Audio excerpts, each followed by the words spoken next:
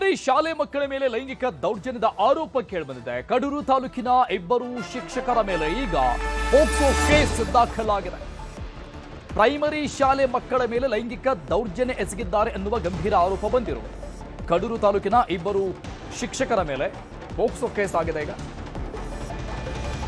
ಸರ್ಕಾರಿ ಶಾಲೆಯ ಶಿಕ್ಷಕ ಹಾಗೂ ಮುಖ್ಯ ಶಿಕ್ಷಕನ ಮೇಲೆ ಎಫ್ಐಆರ್ ಆಗಿದೆ.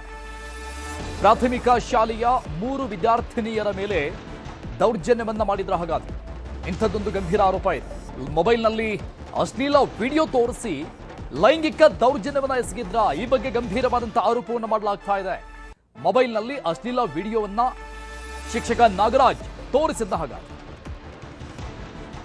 A1 ಶಿಕ್ಷಕ ನಾಗರಾಜ್, A2 ಮುಖ್ಯ ಶಿಕ್ಷಕ ಲೋಕೇಶ್ ಮೇಲೆ ಎಫ್ಐಆರ್ ಆಗಿದೆ. ಪೋಕ್ಸೋ, ಐಟಿ ಆಕ್ಟ್, ದಲಿತ ದೌರ್ಜನ್ಯ ಕಾಯ್ದೆಗಳಡಿಯಲ್ಲಿ 3 ಎಫ್ಐಆರ್ ಆಗಿದೆ. ಬರೋಬ್ಬರಿ ಕಡೂರು ಬಿಇಒ ತಿಮ್ಮಯ್ಯ ನೀಡಿದ ದೂರಿನ ಮೇಲೆ ಎಫ್ಐಆರ್ ದಾಖಲಾಗಿದೆ. ಯಗಟಿ ಸ್ಟೇಷನ್ ವ್ಯಾಪ್ತಿಯ ಶಾಲೆಯಲ್ಲಿ ಈ ದುರಂತ ಘಟನೆ ನಡೆದಿದೆ. ಗಂಭೀರವಾದಂತಹ ಆರೋಪವನ್ನು ಮಾಡಲಾಗಿದೆ. ಡೀಟೇಲ್ಸ್ ಕೊಡ್ತಾರೆ ನಮ್ಮ ಪ್ರತಿನಿಧಿ ಯೋಗೇಶ್ ಸಂಪರ್ಕದಲ್ಲಿದ್ದಾರೆ. ಯೋಗೇಶ್, ಸರ್ಕಾರಿ ಶಾಲೆಯ ಶಿಕ್ಷಕರು ಇವರ ಮೇಲೆ ಬಂದಿರುವಂತಹ ಆರೋಪ ನಿಜಕ್ಕೂ ಕೂಡ ಇದನ್ನ ಜೀರ್ಣಿಸಿಕೊಳ್ಳೋದಕ್ಕಾಗ್ತಾ ಇಲ್ಲ. ಬಿಇಒ ಕೊಟ್ಟಂತ ದೂರಲ್ಲೇನಿದೆ, ಈ ಆರೋಪ ಬಂದಿದ್ಯಾಕೆ?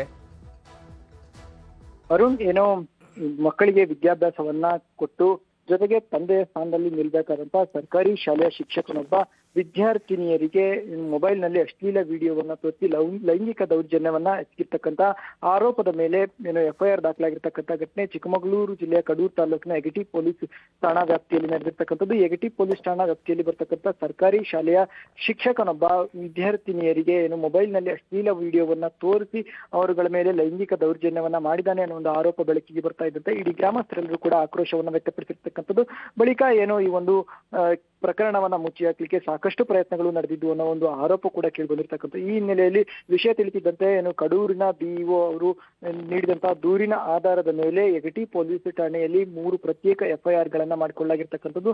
ಏನು ಈ ಒಂದು ಶಾಲೆಯ ಸಹಶಿಕ್ಷಕ ನಾಗರಾಜ್ ಇದ್ದಾನೆ, ಆತ ವಿದ್ಯಾರ್ಥಿನಿಯರಿಗೆ ಏನು ಒಂದು ವಿಡಿಯೋವನ್ನ ತೋರಿಸಿ ಲೈಂಗಿಕ ದೌರ್ಜನ್ಯವನ್ನ ಎಸಗಿದ್ದ ಅನ್ನೋ ಒಂದು ಆರೋಪ ಬಂದಿದ್ರು ಕೂಡ ಆ ಒಂದು ಪ್ರಕರಣದ ಕುರಿತಾಗಿ ಯಾವುದೇ ರೀತಿಯಾದಂತಹ ವಿಷಯವನ್ನ ಮೇಲಿನ ಅಧಿಕಾರಿಗಳಿಗೆ ತಿಳಿಸಲಿಕ್ಕೆ ಮುಂದಾಗದೆ ಅಥವಾ ದೂರನ್ನ ಕೂಡ ನೀಡದೆ ಪ್ರಕರಣವನ್ನ ಮುಚ್ಚ ಹಾಕ್ಲಿಕ್ಕೆ ಸಹಕಾರ ಮಾಡಿದಂತಹ ಮುಖ್ಯ ಶಿಕ್ಷಕ ಲೋಕೇಶ್ ಅವರ ಮೇಲೂ ಕೂಡ ಒಂದು ಪ್ರಕರಣವನ್ನ A2 ಆರೋಪಿಯಾಗಿ ಮಾಡಿ ಪ್ರಕರಣವನ್ನ ದಾಖಲಿಸಿರ್ತಕ್ಕಂಥದ್ದು. ಈ ಒಂದು ವಿಷಯ ತಿಳಿಸಿದಂತೆ ಚಿಕ್ಕಮಗಳೂರು ಜಿಲ್ಲಾ ಪಂಚಾಯಿತಿಯ ಸಿಇಒ ಕೀರ್ತನ ಅವರು ಕೂಡ ಮಾಹಿತಿಯನ್ನು ಅವರಿಗೆ ಒಂದು ಸೂಚನೆಯನ್ನ ಕೊಟ್ಟಿದ್ರು. ಜೊತೆಗೆ ಚಿಕ್ಕಮಗಳೂರು SP ಜಿತೇಂದ್ರ ದಯಾಮ್ಮ ಕೂಡ ಅವರು ಕೂಡ ಏನು ಖಡಕ್ ಸೂಚನೆಯನ್ನ ಕೊಟ್ಟಿದ್ದ ಬೆನ್ನಲ್ಲೇ ಒಂದು ಎಫ್ಐಆರ್ ಅನ್ನು ದಾಖಲಿಸಿರ್ತಕ್ಕಂಥದ್ದು. ಪೋಕ್ಸೋ ಕಾಯ್ದೆ ಹಾಗೂ ಐಟಿ ಆಕ್ಟ್ ಮತ್ತು ದಲಿತ ದೌರ್ಜನ್ಯ ಆಕ್ಟ್ ಅಡಿಯಲ್ಲಿ 3 ಪ್ರತ್ಯೇಕ ಎಫ್ಐಆರ್ ಗಳನ್ನ ದಾಖಲಿಸಿರ್ತಕ್ಕಂಥದ್ದು.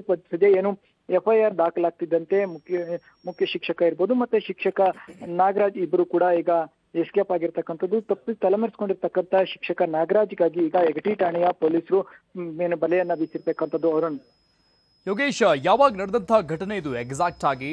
ಆಮೇಲೆ ಹೇಗೆ ಬೆಳಕಿಗೆ ಬಂತು? ಆ ಮಕ್ಕಳೇ ಬಂದು ಏನಾದರೂ ಪೋಷಕರಿಗೆ ಹೇಳಿದ್ರಂತ ಈ ಬಗ್ಗೆ? ಏನಾದರೂ ಬೆದರಿಕೆ ಹಾಕಿದ್ರಂತ ಮಕ್ಕಳಿಗೆ? ಆಮೇಲೆ ಅವರ ಮೊಬೈಲ್ನಲ್ಲಿ ಪರಿಶೀಲನೆ ಮಾಡಲಾಗ್ತಾ ಇದೆಯಾ? ವಶಕ್ಕೆ ಪಡೆದುಕೊಳ್ಳಲಾಗಿದೆಯಾ? ಅರುಣ್, ಏನು ಈ ಒಂದು ಪ್ರಕರಣ ಸಂಬಂಧಪಟ್ಟಂತೆ ವಿದ್ಯಾರ್ಥಿನಿಯರು ಮನೆಗಳಿಗೆ ಹೋಗಿ ಪೋಷಕರ ಬಳಿ ತಿಳಿಸಿದಂತಹ ಸಂದರ್ಭದಲ್ಲಿ ವಿಷಯ ಗೊತ್ತಾಗಿರ್ತಕ್ಕಂಥದ್ದು. ಈ ವೇಳೆಯಲ್ಲಿ ಪೋಷಕರು ಆಕ್ರೋಶವನ್ನ ವ್ಯಕ್ತಪಡಿಸಿದ ಬಳಿಕ ರಾಜಿ ಸಂಧಾನ ಮಾಡ್ಲಿಕ್ಕೆ ಮುಂದಾಗಿರ್ತಕ್ಕಂಥ ಯಾವುದೇ ರೀತಿಯಾಗಿ ಕೂಡ ಸ್ಥಳೀಯರು ರಾಜಿ ಸಂಧಾನಕ್ಕೆ ಒಪ್ಪದೇ ಇದ್ದಂತಹ ಸಂದರ್ಭದಲ್ಲಿ ನಿರಂತರವಾಗಿ ಸಭೆಗಳನ್ನ ಕೂಡ ಮಾಡಲಾಗಿರ್ತಕ್ಕಂಥದ್ದು. ಆದ್ರೆ ಮೇಲಿನ ಅಧಿಕಾರಿಗಳ ಒಂದು ಸೂಚನೆಯ ಮೇರೆಗೆ ಈಗ ಎಫ್ಐಆರ್ ದಾಖಲಾಗಿರ್ತಕ್ಕಂಥದ್ದು. ಸದ್ಯಕ್ಕೆ ಆರೋಪಿ ಶಿಕ್ಷಕ ನಾಗರಾಜ್ ತಲೆಮರೆಸಿಕೊಂಡಿರ್ತಕ್ಕಂಥದ್ದು. ಶಿಕ್ಷಕ ನಾಗರಾಜ್ ಬಂಧನದ ಬಳಿಕ ಆತನ ಮೊಬೈಲ್ ಗಳನ್ನ ವಶಕ್ಕೆ ಪಡೆದುಕೊಂಡು ಪರಿಶೀಲನೆ ನಡೆಸಿದ ಬಳಿಕವಷ್ಟೇ ಯಾವ ರೀತಿಯಾಗಿ ಏನೋ ದೌರ್ಜನ್ಯ ಹಾಕಿದ ಅಥವಾ ವಿಡಿಯೋಗಳನ್ನ ತೋರಿಸ್ತಾ ಇದ್ದ ಅಂತಕ್ಕಂಥದ್ದು ಬೆಳಕಿಗೆ ಬರಬೇಕಾಗಿರ್ತಕ್ಕಂಥದ್ದು. Arun, thank you Yogesh ಡೀಟೇಲ್ಸ್ಗೆ.